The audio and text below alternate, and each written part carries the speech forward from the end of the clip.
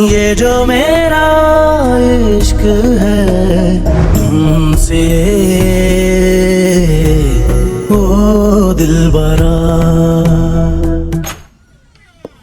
اس میں اس قسم میں دیکھیں گے آپ جناب کے نا بلال عبداللہ کو اس کی سیکرٹری کافی زیادہ موٹیویٹ کرتی ہے کہ اب صدف آ گئی تم سے ملنے کے لیے. وہ بہت ضدی ہے, وہ کسی صورت بھی واپس نہیں جائے گی. اپنے دماغ کو ریڈی کرو اور اس سے ملنے کے لیے ریڈی ہو جو. بلال عبداللہ اپنی سرونٹ کو کہتا ہے, اپنی سیکرٹری کو کہتا ہے کہ اس کو جا کے بتا دو, صدف کو جا کے بتا دو کہ میں یہاں پر نہیں ہوں, میں سنگاپور گیا ہوا ہوں. اس کو کہتا ہے کہ شور یہ تم نے یہ کہنا ہے. لیکن وہ جو اس کو جا کے جب کہتی ہے تو وہ مانتی نہیں ہے. اسے پتا ہوتا ہے کہ وہ ضرور اس سے ملنے آ جائے گی. بلال عبداللہ کیونکہ جھوٹ بول رہا ہوتا ہے اس لیے وہ بہت زیادہ نروس ہوتا ہے. اس کے ہاتھ پاؤں کانپ رہے ہوتی ہیں, اس کی ٹانگیں کانپ رہی ہوتی ہیں اور وہ جھوٹ بول رہا ہوتا ہے. صدف آتی ہے اس کے بہت ہی برے طریقے سے اس کے منہ پہ اس کو تھوکنے کے لیے کہ تم نے کیا سمجھا ہے کہ تم ہی مجھے اگنور کرو گے, مجھے بھی اگنور کرنا آتا ہے. یہاں میں جاب کرنے کے لیے آئی تھی کہ میرے جیسے بھی زندگی کے حالات چل رہے ہیں مجھے اس میں سے تھوڑا سا بریک ملے گا اور میرا تھوڑا دماغ, میرا ڈپریشن تھوڑا کم ہوگا. اور تم زیادہ ہی پوئے چڑھ چکے ہو. تمہیں کیا لگتا ہے کہ میں تمہارے لیے مر رہی ہوں, یا تمہیں کیا لگتا ہے کہ میں تمہارے لیے اپنا شوہر چھوڑ کے آئی ہوں. لیکن تم بھول رہے ہو میں نے اس کے لیے, عمار کے لیے, اگر تم ایکٹنگ کرنا سیکھنا چاہتے ہو تو مجھ سے سیکھو. اب تم یہ دیکھنا کہ میں تمہیں کس طرح اگنور کرتی ہوں. اگنور کرنا کس کو کہتے ہیں یہ تم مجھ سے سیکھنا. اور میں تمہیں, وہ کہتا ہے میری بات سنو, یہ بات نہیں ہے کہ میں تمہیں اگنور کرنا چاہ رہا تھا. ایکچوئل میں میرا دل جو ہے نا وہ میرے کنٹرول میں نہیں تھا, میں اس لیے تھوڑا ٹائم لینا چاہ رہا تھا. اس نے کہا میں لعنت بھیجتی ہوں تم پہ اور لعنت بھیجتی ہوں تمہاری نوکری پہ.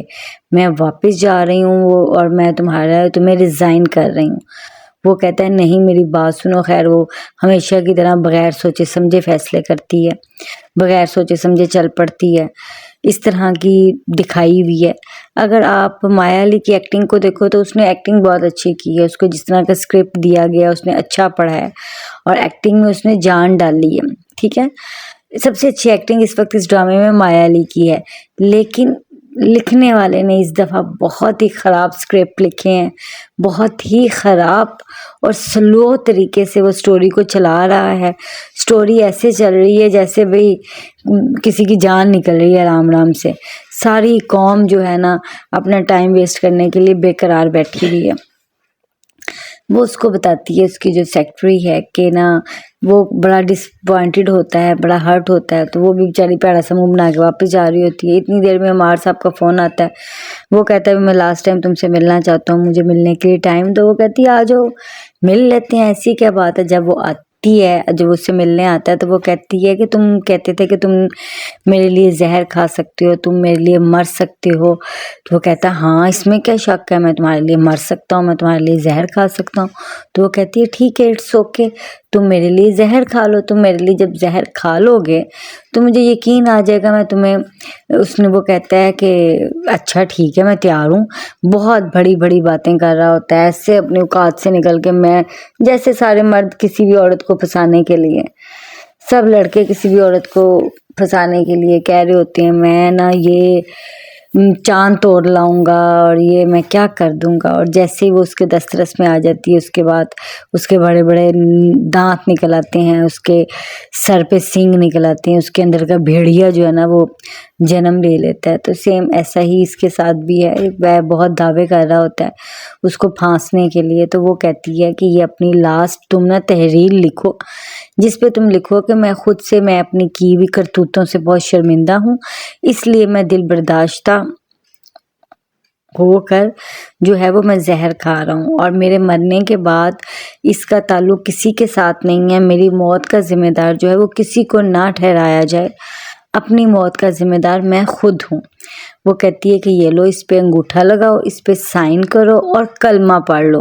جس وقت تم اس طرح کی موت مرو گے تو ظاہر ہے کہ تم کلمہ پڑھنے کا تمہیں ٹائم مل جائے گا. تو وہ تو اس کے تو پیروں کے نیچے سے زمین نکل جاتی ہے. وہ کہتا ہے یہ کیا, میں تو ڈرامہ کھیل رہا تھا, تو سچی مچی زہر لے کے آ گئی اور یہ تو میری پوری پلاننگ کر کے آ گئی ہے کہ تم اپنی آخری تحریر بھی لکھ دو تاکہ میرے اوپر نہ یہ پڑے.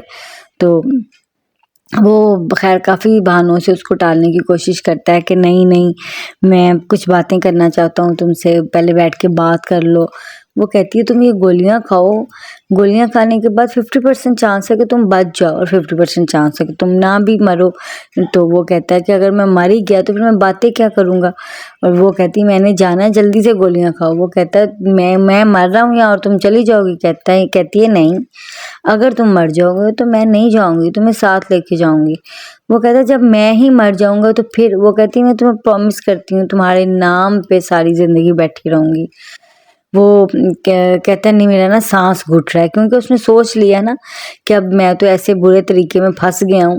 وہ کہتا ہے میرا سانس گھٹ رہا ہے، میں کھلی ہوا میں جا کے گولیاں کھاؤں گا۔ گولیاں بھی جو اس کو انہوں نے دی تھی موٹی وائٹامنس کی گولیاں۔ وہ پاگل کا بچہ کہاں پیدا ہوا ہے، کہاں وہ بڑا ہوا ہے، اس کو نہیں پتا کہ نیند کی گولیاں کون سی ہوتی ہیں اور وائٹامنس کی گولیاں کون سی ہوتی ہیں۔ خیر وہ باہر جاتا ہے اور گولیوں کو پھینکتا ہے اور اس کا جو کھاتا ہے وہ پھینکتا ہے اور بھاگ جاتا ہے۔ اب وہ بیچاری کہتی ہے سمجھ نہیں آ رہی میں روؤں کہ ہنسوں، کروں میں کیا کروں۔ وہ کبھی بیچاری چیخ چیخ کے روتی ہے اور کبھی وہ ہنستی ہے، کیونکہ اس کو ایک بڑی آس ہوتی ہے کہ شاید وہ گولیاں کھا لے اور یہ اس کو بچا لے اور شاید اس کا گھر دوبارہ سے جڑ جائے۔ خیر وہ بہت روتی ہے اور وہ اتنی دیر میں اس کا ریزگنیشن لیٹر اس کو دیتی ہے بلال عبداللہ کو، وہ اس کو ریجیکٹ کر دیتا ہے۔ اب وہ واپس ایئرپورٹ پہ جا رہی ہوتی ہے اور وہ اس کو عمار کو فون کرتی ہے، کہتی ہے تم تو بھاگ گئے، تم ٹھہرتے تو صحیح، شاید میں تمہیں معاف کر دیتی۔ وہ کہتا ہے نہیں تم بہت چلاک ہو رہے ہو، تم نے تو میری جو ہے وہ ساری سٹیٹمنٹ لکھ کے رکھی ہوئی تھی تاکہ میرے مرنے کے بعد تم پہ کوئی نام نہ آئے، تو میرا دماغ تھوڑی خراب ہے۔ اس نے کہا تم نے تو میرا نا آس اور محبت ہی توڑ دی ہے، تم کاش وہ گولیاں کھا لیتے تو میں تمہیں معاف کر دیتی۔ تم نے شاید غور نہیں کیا کہ وہ گولیاں نیند کی گولیاں نہیں تھی، وہ چاکلیٹس تھیں۔ تم کھا لیتے تو میں تمہیں بتاتی کہ تم جیت گئے ہو اور میں نے تمہیں معاف کر دیا ہے، لیکن تم تو دم دبا کے بھاگ گئے ہو، تم تو نکلے ہی نہیں، تم تو وہ مرد نکلے ہو جو بیچارے باتیں تو بہت کرتی ہیں اور جب عمل کرنے کا ٹائم آتا ہے تو بیچارے پانی کی طرح بہہ جاتے ہیں۔ تو خیر اس کو جب یہ پتا چلتا ہے کہ ہائے اللہ یہ کیا ہو گیا میرے سے، اس کو پھنسانے کا ایک ہی طریقہ تھا اور یہ کیا ہو گیا میرے سے کہ میں اس کو پھنسا ہی نہیں سکا، تو وہ نا بیچارہ بڑا ہی روتا ہے اور شرمندہ ہوتا ہے کہ اب میں کیا کروں، اب میں کیسے پھنساؤں۔ تو ناظرین کافی حد تک اس قسط میں بھی آپ لوگوں کو بیوقوف بنا لیا گیا ہے۔ صرف ایک پوری جو 38 منٹ اس میں صرف یہی بتایا گیا ہے کہ وہ اس کو کہتا ہے کہ تم گولیاں کھا لو، وہ گولیاں کھائے بغیر بھاگ جاتا ہے اور وہ بلال عبداللہ سے ملنے جاتی ہے اور اس کو اپنا ریزگنیشن لیٹر دیتی ہے اور وہ اس کو ریجیکٹ کر دیتا ہے۔ ایک دو باتیں انہوں نے 1 گھنٹے میں بتائی ہیں۔ ہماری عوام کتنی ویلی اور کتنا ویلا ٹائم ہے اس کے پاس ماشاءاللہ۔ اس قسم میں دیکھیں گے آپ جناب کے نا بلال عبداللہ کو اس کی سیکرٹری کافی زیادہ موٹیویٹ کرتی ہے کہ اب صدف آ گئی تم سے ملنے کے لیے، وہ بہت ضدی ہے، وہ کسی صورت بھی واپس نہیں جائے گی، اپنے دماغ کو ریڈی کرو اور اس سے ملنے کے لیے ریڈی ہو جو۔ بلال عبداللہ اپنی سرونٹ کو کہتا ہے، اپنی سیکرٹری کو کہتا ہے کہ اس کو جا کے بتا دو، صدف کو جا کے بتا دو کہ میں یہاں پر نہیں ہوں، میں سنگاپور گیا ہوا ہوں۔ اس کو کہتا ہے کہ شور یہ تم نے یہ کہنا ہے، لیکن وہ جو اس کو جا کے جب کہتی ہے تو وہ مانتی نہیں ہے، اسے پتا ہوتا ہے کہ وہ ضرور اس سے ملنے آ جائے گی۔ بلال عبداللہ کیونکہ جھوٹ بول رہا ہوتا ہے اس لیے وہ بہت زیادہ نروس ہوتا ہے، اس کے ہاتھ پاؤں کانپ رہے ہوتی ہیں، اس کی ٹانگیں کانپ رہی ہوتی ہیں اور وہ جھوٹ بول رہا ہوتا ہے۔ صدف آتی ہے اس کے بہت ہی برے طریقے سے اس کے منہ پہ اس کو تھوکنے کے لیے کہ تم نے کیا سمجھا ہے کہ تم ہی مجھے اگنور کرو گے، مجھے بھی اگنور کرنا آتا ہے، یہاں میں جاب کرنے کے لیے آئی تھی کہ میرے جیسے بھی زندگی کے حالات چل رہے ہیں مجھے اس میں سے تھوڑا سا بریک ملے گا اور میرا تھوڑا دماغ، میرا ڈپریشن تھوڑا کم ہوگا، اور تم زیادہ ہی پوئے چڑھ چکے ہو۔ تمہیں کیا لگتا ہے کہ میں تمہارے لیے مر رہی ہوں، یا تمہیں کیا لگتا ہے کہ میں تمہارے لیے اپنا شوہر چھوڑ کے آئی ہوں؟ لیکن تم بھول رہے ہو میں نے اس کے لیے، عمار کے لیے، اگر تم ایکٹنگ کرنا سیکھنا چاہتے ہو تو مجھ سے سیکھو۔ اب تم یہ دیکھنا کہ میں تمہیں کس طرح اگنور کرتی ہوں، اگنور کرنا کس کو کہتے ہیں یہ تم مجھ سے سیکھنا۔ اور میں تمہیں، وہ کہتا ہے میری بات سنو، یہ بات نہیں ہے کہ میں تمہیں اگنور کرنا چاہ رہا تھا، ایکچوئل میں میرا دل جو ہے نا وہ میرے کنٹرول میں نہیں تھا، میں اس لیے تھوڑا ٹائم لینا چاہ رہا تھا. اس نے کہا میں لعنت بھیجتی ہوں تم پہ اور لعنت بھیجتی ہوں تمہاری نوکری پہ, میں واپس جا رہی ہوں اور میں تمہیں ریزائن کر رہی ہوں. وہ کہتا ہے نہیں میری بات سنو. خیر وہ ہمیشہ کی طرح بغیر سوچے سمجھے فیصلے کرتی ہے, بغیر سوچے سمجھے چل پڑتی ہے, اس طرح کی دکھائی ہوئی ہے. اگر آپ مایا علی کی ایکٹنگ کو دیکھو تو اس نے ایکٹنگ بہت اچھی کی ہے, اس کو جس طرح کا اسکرپٹ دیا گیا اس نے اچھا پڑھا ہے اور ایکٹنگ میں اس نے جان ڈالی ہے. ٹھیک ہے, سب سے اچھی ایکٹنگ اس وقت اس ڈرامے میں مایا علی کی ہے, لیکن لکھنے والے نے اس دفعہ بہت ہی خراب اسکرپٹ لکھے ہیں, بہت ہی خراب اور سلو طریقے سے وہ سٹوری کو چلا رہا ہے. سٹوری ایسے چل رہی ہے جیسے بھئی کسی کی جان نکل رہی ہے رام رام سے. ساری قوم جو ہے نا اپنا ٹائم ویسٹ کرنے کے لیے بے قرار بیٹھی ہوئی ہے. وہ اس کو بتاتی ہے اس کی جو سیکٹری ہے کہ نا وہ بڑا ڈسپوائنٹڈ ہوتا ہے, بڑا ہرٹ ہوتا ہے, تو وہ بھی بیچاری پیڑا سا منہ بنا کے واپس جا رہی ہوتی ہے. اتنی دیر میں عمار صاحب کا فون آتا ہے, وہ کہتا ہے میں لاسٹ ٹائم تم سے ملنا چاہتا ہوں, مجھے ملنے کے لیے ٹائم دو. وہ کہتی ہے آ جاؤ مل لیتے ہیں, ایسی کیا بات ہے. جب وہ آتی ہے, جب اس سے ملنے آتا ہے تو وہ کہتی ہے کہ تم کہتے تھے کہ تم میرے لیے زہر کھا سکتے ہو, تم میرے لیے مر سکتے ہو. تو وہ کہتا ہے ہاں اس میں کیا شک ہے, میں تمہارے لیے مر سکتا ہوں, میں تمہارے لیے زہر کھا سکتا ہوں. تو وہ کہتی ہے ٹھیک ہے اٹس اوکے, تم میرے لیے زہر کھا لو. تم میرے لیے جب زہر کھا لو گے تو مجھے یقین آ جائے گا میں تمہیں. اس نے وہ کہتا ہے کہ اچھا ٹھیک ہے میں تیار ہوں. بہت بڑی بڑی باتیں کر رہا ہوتا ہے ایسے اپنے اوقات سے نکل کے, میں جیسے سارے مرد کسی بھی عورت کو پھنسانے کے لیے, سب لڑکے کسی بھی عورت کو پھنسانے کے لیے کہہ رہے ہوتے ہیں میں نا یہ چاند توڑ لاؤں گا اور یہ میں کیا کر دوں گا. اور جیسے ہی وہ اس کے دسترس میں آ جاتی ہے اس کے بعد اس کے بڑے بڑے دانت نکل آتے ہیں, اس کے سر پہ سینگ نکل آتے ہیں, اس کے اندر کا بھیڑیا جو ہے نا وہ جنم لے لیتا ہے. تو سیم ایسا ہی اس کے ساتھ بھی ہے, وہ بہت دعوے کر رہا ہوتا ہے اس کو پھانسنے کے لیے. تو وہ کہتی ہے کہ یہ اپنی لاسٹ تم نا تحریر لکھو جس پہ تم لکھو کہ میں خود سے میں اپنی کی ہوئی کرتوتوں سے بہت شرمندہ ہوں, اس لیے میں دل برداشتہ ہو کر جو ہے وہ میں زہر کھا رہا ہوں, اور میرے مرنے کے بعد اس کا تعلق کسی کے ساتھ نہیں ہے. میری موت کا ذمہ دار جو ہے وہ کسی کو نہ ٹھہرایا جائے, اپنی موت کا ذمہ دار میں خود ہوں. وہ کہتی ہے کہ یہ لو اس پہ انگوٹھا لگاؤ, اس پہ سائن کرو اور کلمہ پڑھ لو. جس وقت تم اس طرح کی موت مرو گے تو ظاہر ہے کہ تم کلمہ پڑھنے کا تمہیں ٹائم مل جائے گا. تو وہ تو اس کے تو پیروں کے نیچے زمین نکل جاتی. وہ کہتا ہے یہ کیا, میں تو ڈرامہ کھیل رہا تھا, تو سچی مچی زہر لے کے آ گئی, اور یہ تو میری پوری پلاننگ کر کے آ گئی ہے کہ تم اپنی آخری تحریر بھی لکھ دو تاکہ میرے اوپر نہ یہ پڑے. تو وہ خیر کافی بہانوں سے اس کو ٹالنے کی کوشش کرتا ہے کہ نہیں میں کچھ باتیں کرنا چاہتا ہوں تم سے, پہلے بیٹھ کے بات کر لو. وہ کہتی ہے تم یہ گولیاں کھاؤ, گولیاں کھانے کے بعد 50% چانس ہے کہ تم بچ جاؤ اور 50% چانس ہے کہ تم نہ بھی مرو. تو وہ کہتا ہے کہ اگر میں مر ہی گیا تو پھر میں باتیں کیا کروں گا.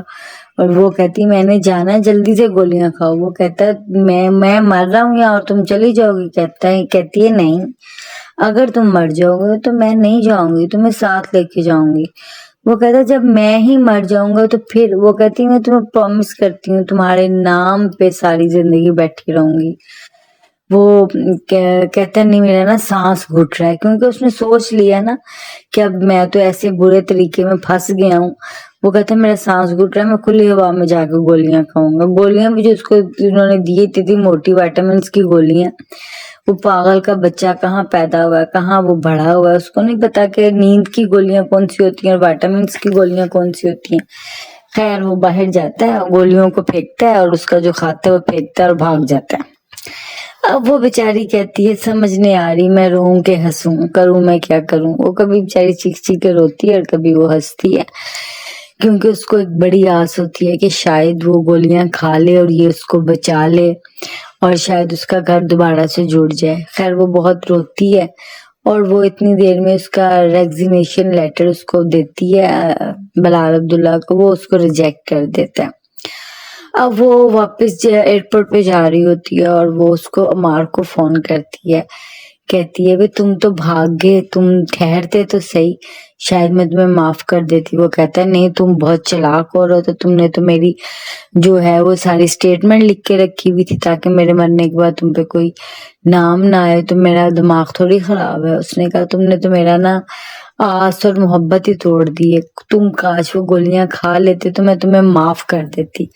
تم نے شاید غور نہیں کیا کہ وہ گولیاں نیند کی گولیاں نہیں تھی، وہ چاکلیٹس تھیں، تم کھا لیتے تو میں تمہیں بتاتی کہ تم جیت گئے ہو اور میں نے تمہیں معاف کر دیا ہے، لیکن تم تو دم دبا کے بھاگ گئے ہو، تم تو نکلے ہی نہیں، تم تو وہ مرد نکلے ہو جو بیچارے باتیں تو بہت کرتی ہیں اور جب عمل کرنے کا ٹائم آتا ہے تو بیچارے پانی کی طرح بہہ جاتے ہیں۔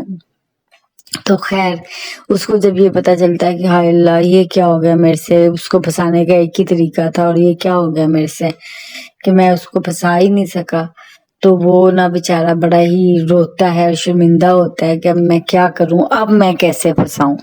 تو ناظرین کافی حد تک اس قسط میں بھی آپ لوگوں کو بیوقوف بنا لیا گیا ہے۔ صرف ایک پوری جو 38 منٹ اس میں صرف یہی بتایا گیا ہے کہ وہ اس کو کہتا ہے کہ تم گولیاں کھا لو، وہ گولیاں کھائے بغیر بھاگ جاتا ہے اور وہ بلال عبداللہ سے ملنے جاتی ہے اور اس کو اپنا ریزگنیشن لیٹر دیتی ہے اور وہ اس کو ریجیکٹ کر دیتا ہے۔ ایک دو باتیں انہوں نے 1 گھنٹے میں بتائی ہیں۔ ہماری عوام کتنی ویلی اور کتنا ویلا ٹائم ہے اس کے پاس ماشاءاللہ۔ اس قسط میں دیکھیں گے آپ جناب کے نا بلال عبداللہ کو اس کی سیکرٹری کافی زیادہ موٹیویٹ کرتی ہے کہ اب صدف آ گئی تم سے ملنے کے لیے، وہ بہت ضدی ہے، وہ کسی صورت بھی واپس نہیں جائے گی، اپنے دماغ کو ریڈی کرو اور اس سے ملنے کے لیے ریڈی ہو جو۔ بلال عبداللہ اپنی سرونٹ کو کہتا ہے، اپنی سیکرٹری کو کہتا ہے کہ اس کو جا کے بتا دو، صدف کو جا کے بتا دو کہ میں یہاں پر نہیں ہوں، میں سنگاپور گیا ہوا ہوں۔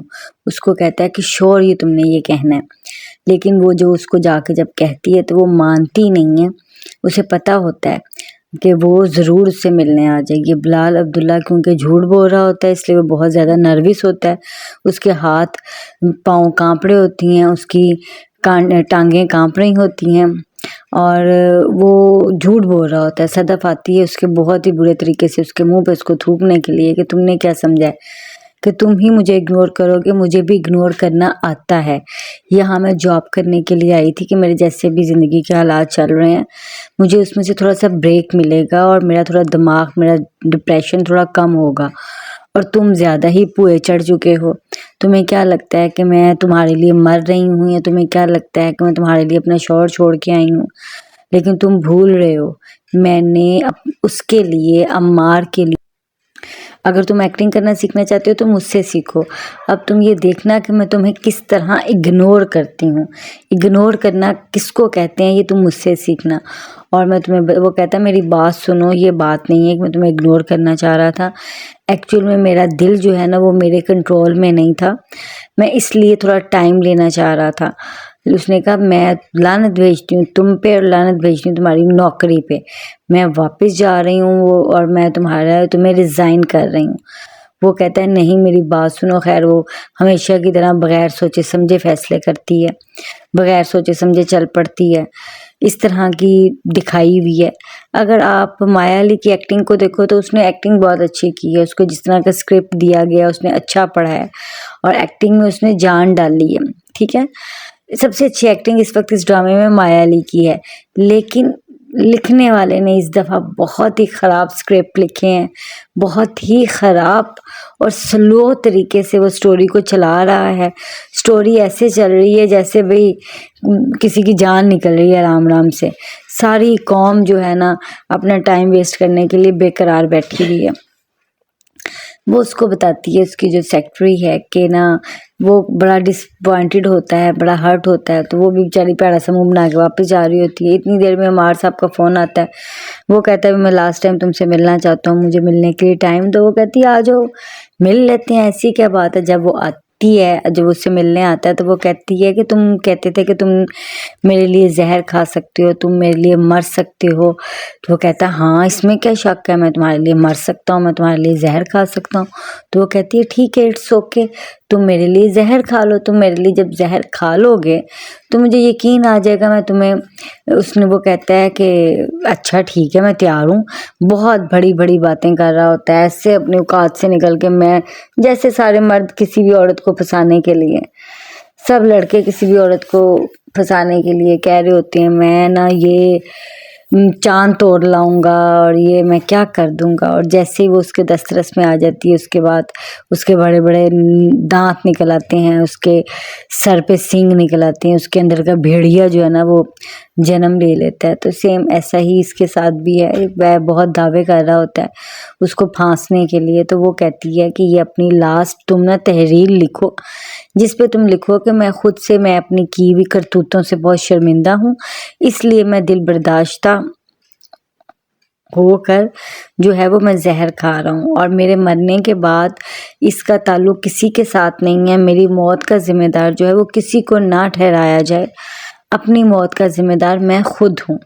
وہ کہتی ہے کہ یہ لو اس پہ انگوٹھا لگاؤ, اس پہ سائن کرو اور کلمہ پڑھ لو. جس وقت تم اس طرح کی موت مرو گے تو ظاہر ہے کہ تم کلمہ پڑھنے کا تمہیں ٹائم مل جائے گا. تو وہ تو اس کے تو پیروں کے نیچے سے زمین نکل جاتی. وہ کہتا ہے یہ کیا, میں تو ڈرامہ کھیل رہا تھا, تو سچی مچی زہر لے کے آ گئی, اور یہ تو میری پوری پلاننگ کر کے آ گئی ہے کہ تم اپنی آخری تحریر بھی لکھ دو تاکہ میرے اوپر نہ یہ پڑے.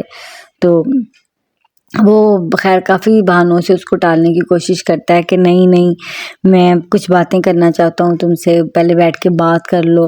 وہ کہتی ہے تم یہ گولیاں کھاؤ, گولیاں کھانے کے بعد 50% چانس ہے کہ تم بچ جاؤ اور 50% چانس ہے کہ تم نہ بھی مرو.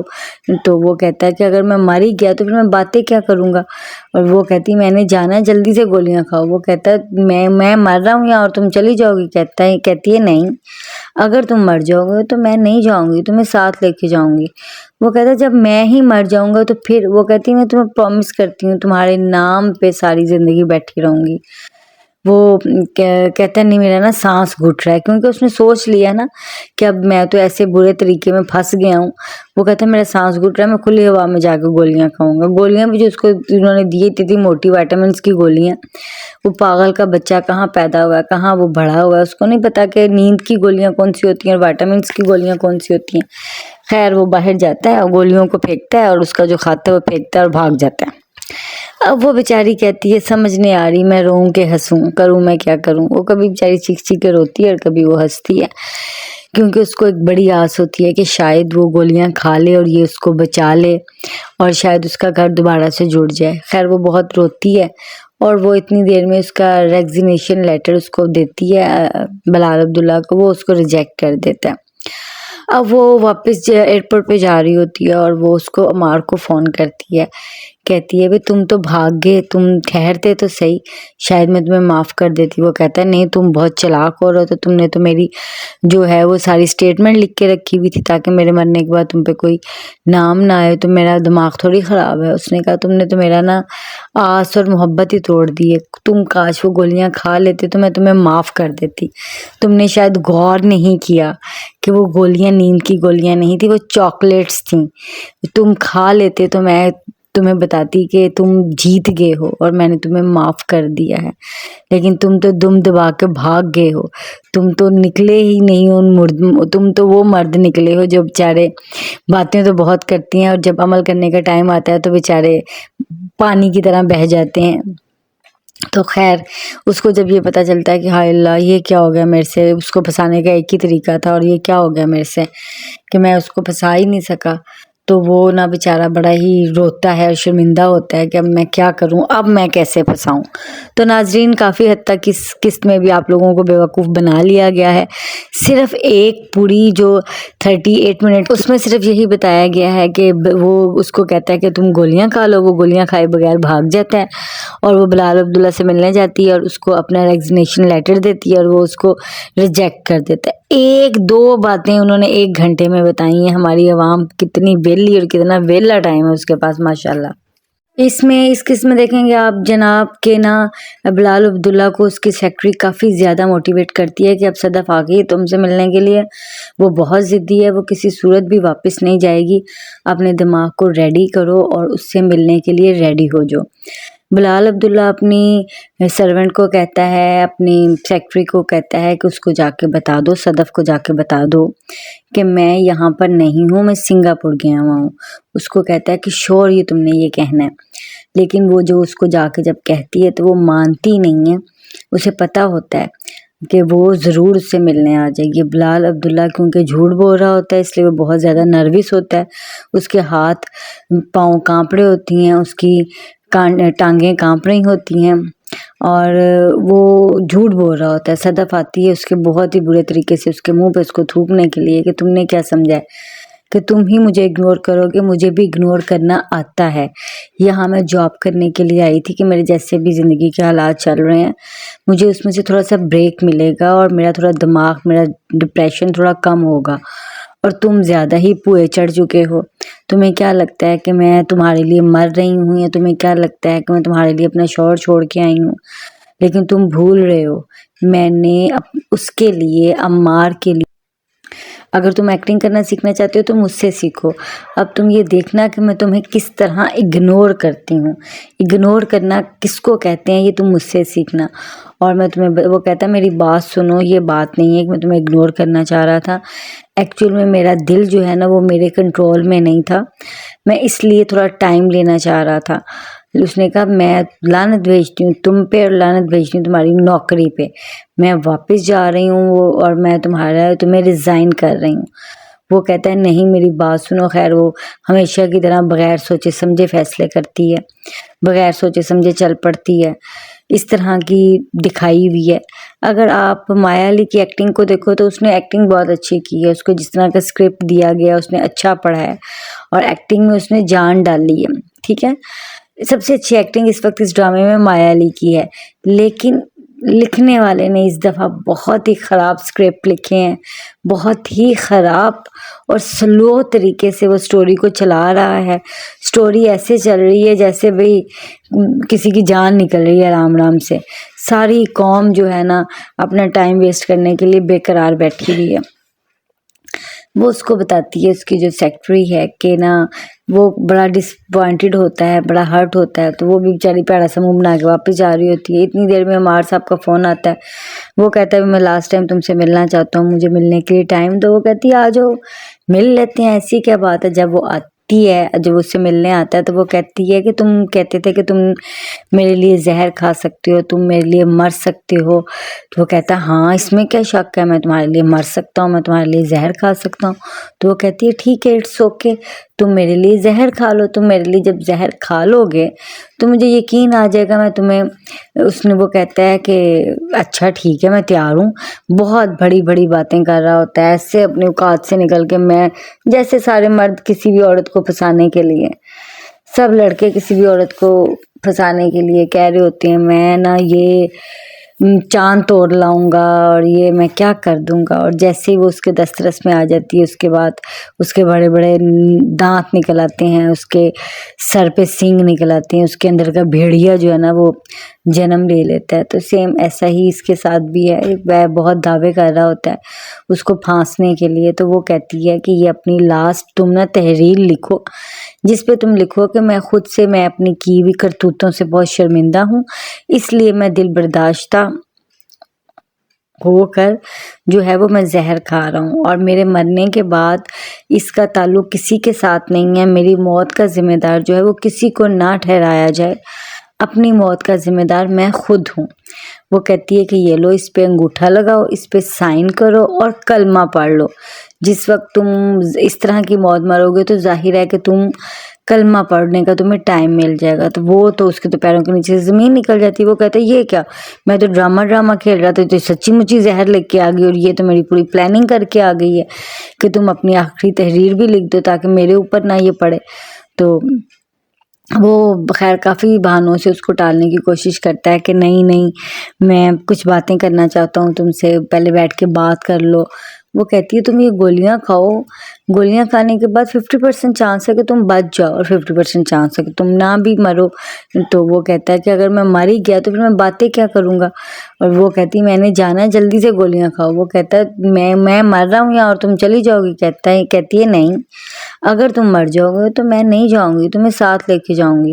وہ کہتا ہے جب میں ہی مر جاؤں گا تو پھر. وہ کہتی ہے میں تمہیں پرومس کرتی ہوں تمہارے نام پہ ساری زندگی بیٹھی رہوں گی. وہ کہتا ہے نہیں میرا نا سانس گھٹ رہا ہے, کیونکہ اس نے سوچ لیا نا کہ اب میں تو ایسے برے طریقے میں پھنس گیا ہوں. وہ کہتا ہے میرا سانس گھٹ رہا ہے, میں کھلی ہوا میں جا کے گولیاں کھاؤں گا. گولیاں بھی جو اس کو انہوں نے دی تھی موٹی وائٹامنس کی گولیاں. وہ پاگل کا بچہ کہاں پیدا ہوا ہے, کہاں وہ بڑا ہوا ہے, اس کو نہیں پتا کہ نیند کی گولیاں کون سی ہوتی ہیں اور وائٹامنس کی گولیاں کون سی ہوتی ہیں.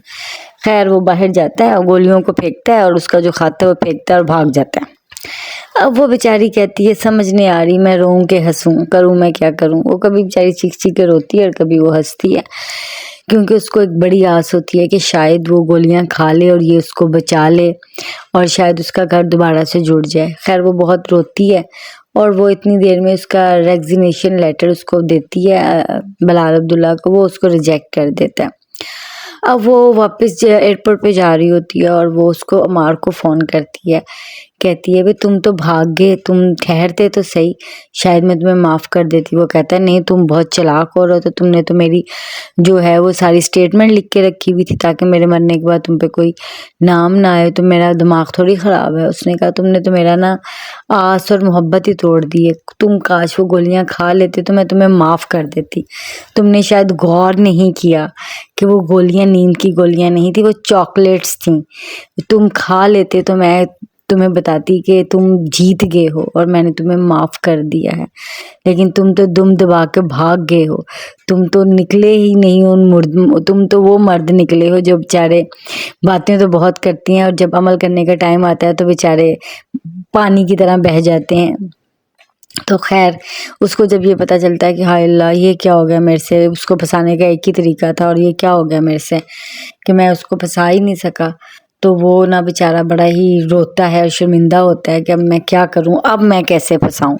تو ناظرین کافی حد تک اس قسط میں بھی آپ لوگوں کو بیوقوف بنا لیا گیا ہے. صرف ایک پوری جو 38 منٹ اس میں صرف یہی بتایا گیا ہے کہ وہ اس کو کہتا ہے کہ تم گولیاں کھا لو. وہ گولیاں کھائے بغیر بھاگ جاتا ہے اور وہ بلال عبداللہ سے ملنے جاتی ہے اور اس کو اپنا ریزگنیشن لیٹر دیتی ہے اور وہ اس کو ریجیکٹ کر دیتا ہے. ایک دو باتیں انہوں نے 1 گھنٹے میں بتائی ہیں. ہماری عوام کتنی ویلی اور کتنا ویلا ٹائم ہے اس کے پاس ماشاءاللہ.